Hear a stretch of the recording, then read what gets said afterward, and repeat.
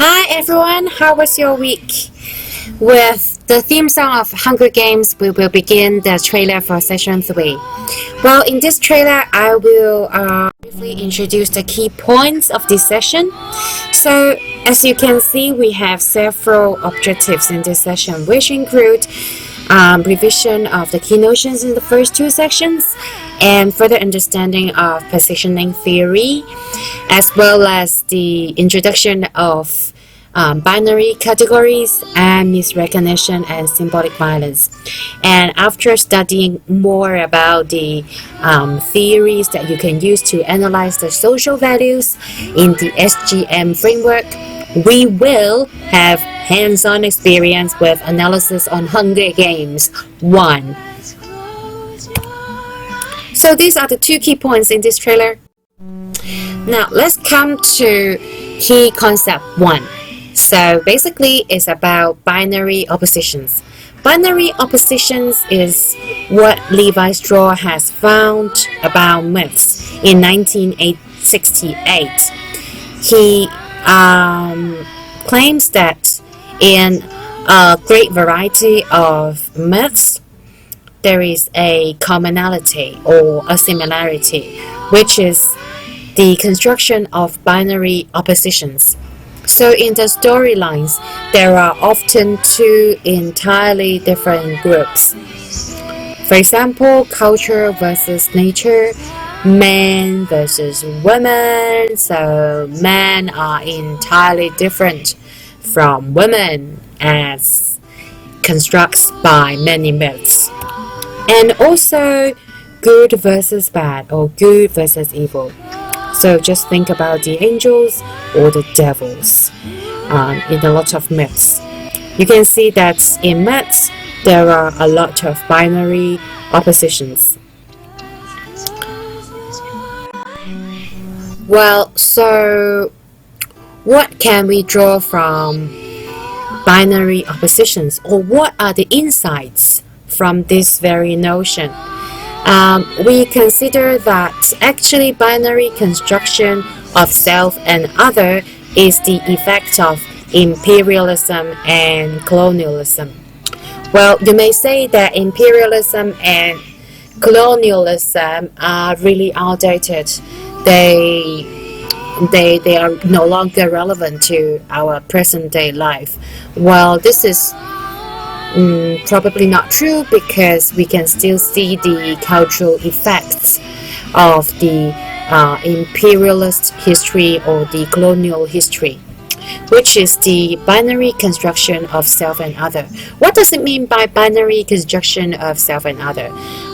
That means self, yourself, or the other people other than you are constructed as either good or bad or advanced or backward.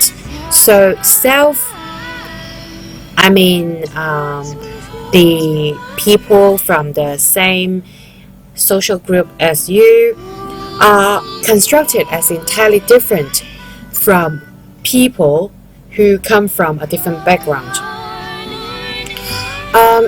And it is also relevant to colonialism, because the core value or the results of colonialism is exactly the binary construction of the Wests and the Rests. The West, according to cultural theorists Stuart Hall and Paul Gilroy, is not just about geography. It's a historical construct constantly reproduced in colonialist discourses. So the West or the Western people are constantly constructed as more superior, more advanced than non-Western people. Edward Said, in his book Orientalism, has a more accurate description of such a phenomenon. He says that actually the colonialist discourse on the Orient, or Orientalism has constructed a knowledge of the East and power knowledge relations privileging the West, which means Orientalism as an ideology relevant to colonialism has constructed a knowledge system about the East and the West, in which the West is constructed as more superior than the East. And also, the power relation between the East and the West is not equal, always privileging the West. And actually, colonialism, Orientalism, and imperialism are just some of the dominant structures. Dominant structures are usually understood as social inequalities in our everyday life, but other than colonialism or imperialism or Orientalism, there are also other social systems or ideologies that lead to social inequalities, which are patriarchy, heterosexual regime, and native speakerism. So on this table, you can see more clearly the accents or the core meanings of colonialism, patriarchy, heterosexualism, and native speakerism. So in the value of colonialism, the colonizer is the superior self, whereas the colonized is the inferior other. And in the ideology of patriarchy, the male is often the superior self, whereas females are the inferior other. And according to heterosexualism, the heterosexual is the superior, the normal, and the homosexual, bisexual, transgender, or the sexual minorities are less powerful, less normal, and the inferior. And according to native speakerism, the native speaker is the norm, is the superior, is more advanced, more valuable than the non-native speakers. The second key concept is from Pierre Bourdieu. He's a very famous French sociologist, anthropologist, and philosopher. And we will focus on his two notions, misrecognition and symbolic violence. So what does it mean by misrecognition? Misrecognition, well, according to the definition, it means a form of forgetting that agents are caught up in and produced by a certain ideology. I can give you an example. For example,